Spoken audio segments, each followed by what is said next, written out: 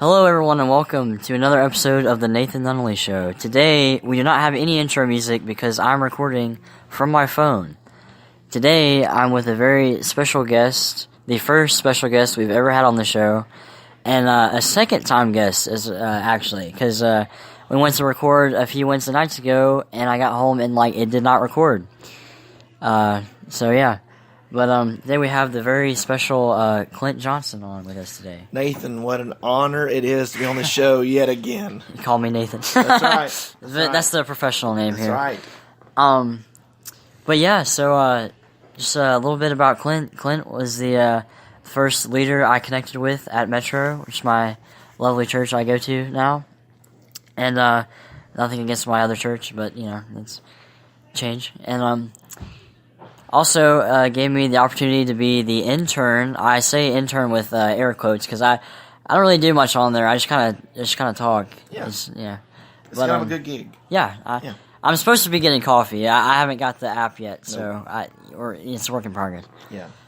But yeah, so and that's also helped with this whole process because that's kind of gotten me exposed to what materials I need to get, even though I'm not using them right now because I don't have my mics with me. We're actually live at Winterfest. Well, not at Winterfest, but we're in the cabin that we're staying for Winterfest right now. Yeah, you're doing a remote show from Tennessee. That's pretty. Yes. You've literally taken your show on the road. That's pretty awesome. That is pretty cool. Yeah. And I'll be able to upload it because we have Wi-Fi. Yeah, so you're spinning it the cool way. You're not just doing another show. You're on the road. You're on the road doing your show in Tennessee. This is the Nathan Nunnally Show on tour. Exactly.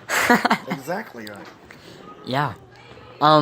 So today, it's okay.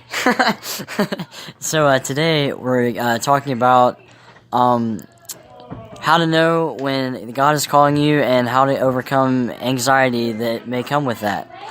Also, like I said, we're live at our cabin, so it may be loud outside because they won't be quiet. But we're not talking about patience today, so it's okay. It'll be fun background noise, so it'll be fun. Yeah, I don't have my music today, so that was Yeah, it's okay. It'll make it work. So, so we were last time we talked about Conclave and all that, which is a really good episode, but no one will ever hear it. It was just for you and me. No one will ever hear it but us.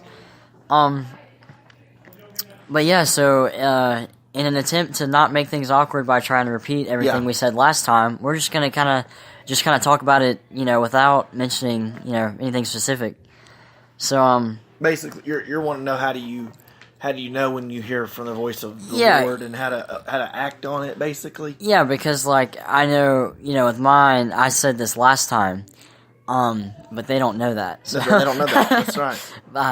But yeah, so I kind of said, when I was, I feel like I'm called to ministry to do something. I don't really know what that is yet. Might have an idea about it. We talked about this earlier. Yeah. But I don't really know what that is yet, and it's also very confusing when you're not very confident in it. Because I gave the example last time. It's hey, it's like giving money to someone. if God's like, hey, you should give $5 to that person, okay, I'll do it.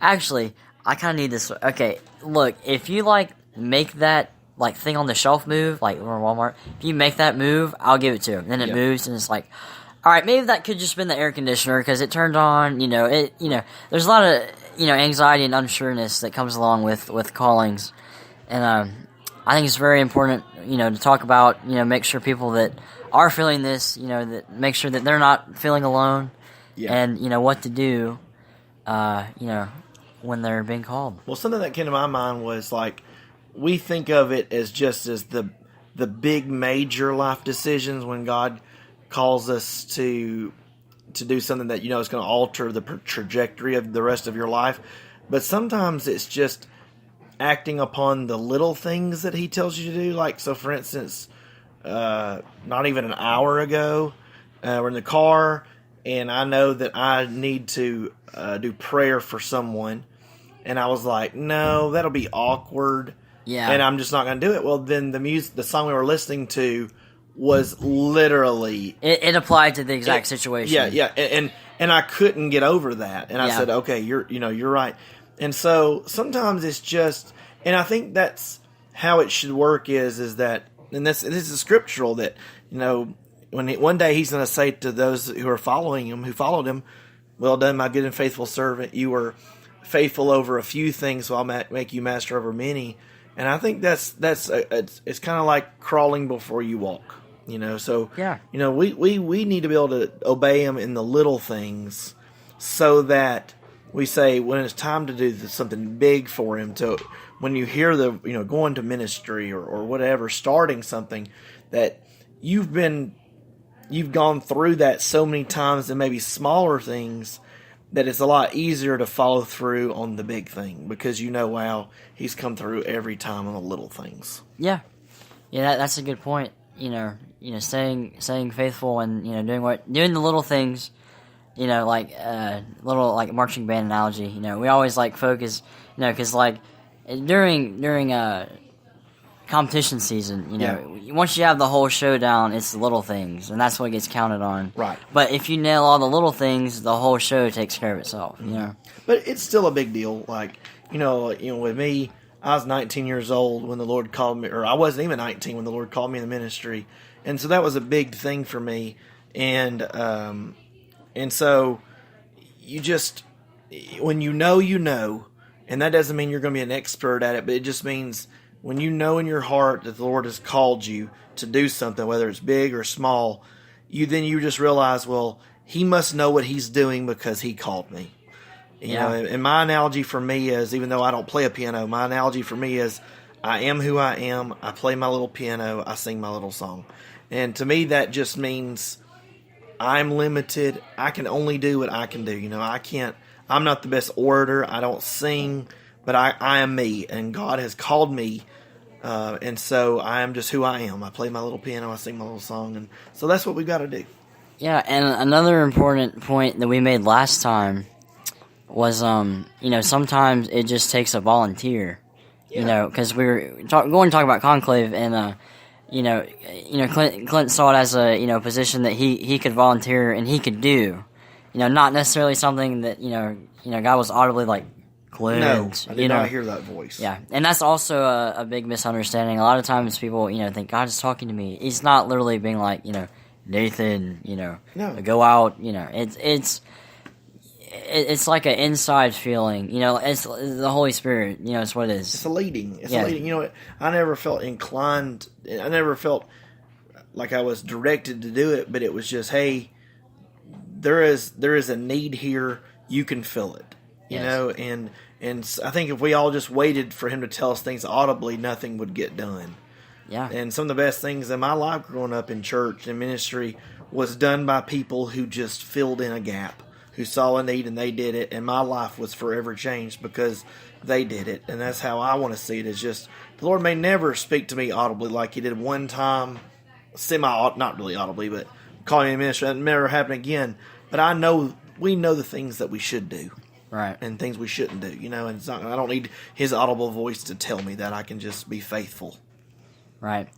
And then going back to the anxiety, part of things, it is a lot of pressure. Mm-hmm. Because, there is only one God, and, if you feel Him calling you to do something, it's an honor, but it's also like, me? You want me? Right. I just, I goofed last week, multiple times, and you want me to do, Very Moses-y. Very, yes, yeah. But I can't talk good. Yeah, I can't talk good. Sure. I can't lead, and pick somebody else. Yeah, pick somebody else. But, he was still chosen. That could be a whole message right there. There you go. But yeah, you just gotta, if you are feeling called, then you probably are, because, you usually don't get random, You see what I'm saying? You wouldn't just get the random thought. You're like, you know what? I think I'm called. It's no. You know when you know. You know when you know. Yes. It is one of the few things in life where you just know that you know. And I had lots of anxiety over it, and that's why I asked the Lord to tell me again, and He was faithful, and He told me again. But when you know, and there is a lot of anxiety with that, because you're having to be, you're representing the Lord, right? Being His hand and feet, right? You're like a holy diplomat. Sure, that's right. You're the and you're held to a standard. I've always believed that if you're called to the Lord, you're held to a different standard. And so that's a lot of anxiety too. But Yes. the pros so outweigh the Oh anxiety yeah. of Oh it. yeah. Oh yeah. By far. But yeah, just if you do feel like you're called out there and you're listening, stay strong, keep praying about it. Find someone to talk to, someone older than you in the Lord, and just say, hey, this is what's going on in my life. And someone that's been there and done that will walk you through how to get you started and how to help you and make you feel more comfortable in your calling, because everyone has been there. Yeah. I had somebody like that. Everybody needs somebody. Everybody to help needs them. a mentor. Sure they do. Yes. Yeah, like me and Aaron hang out all the time. Yeah. We usually just end up eating and Right. sometimes not even talking about things. Yeah, it's just hanging out. But it's hanging out and learning the hang of things. Mm-hmm. Yeah. Well, we've got about 5 minutes left, but I think that was a pretty good episode. Also realize if we sound not up close, it's because I don't have my mics with me. I thought about that halfway through. But this gets you through your Saturday posting, right, so you have a fresh episode on location. I have to hold myself accountable on the go. That's right. You got to do it. Yes. So it's fine. Yes. We'll be talking about that next time. I'm just kidding. Oh, who knows? I don't know. We'll see. Depends on what happens in the news, which you never know. It changes on a dime. It really does. It really does. Well, thank you, Clint, for joining me again. And My pleasure again. And we will have you back. Would love to. For a third time. Third time, second time officially, right? Yes. I look forward to it. We will have you back. Well, all right. That wraps up things for another episode of the Nathan Nunnally Show. If you would like to connect with me on Instagram, my Instagram is Nate Nunnally. All together, no capitals, _1776. And I do have a website, and it is in my bio on my account on here. I would tell you how to get to it if I remembered. I'll look at that next time. And thanks for tuning in this week, and I hope everyone tunes in next week. And goodbye.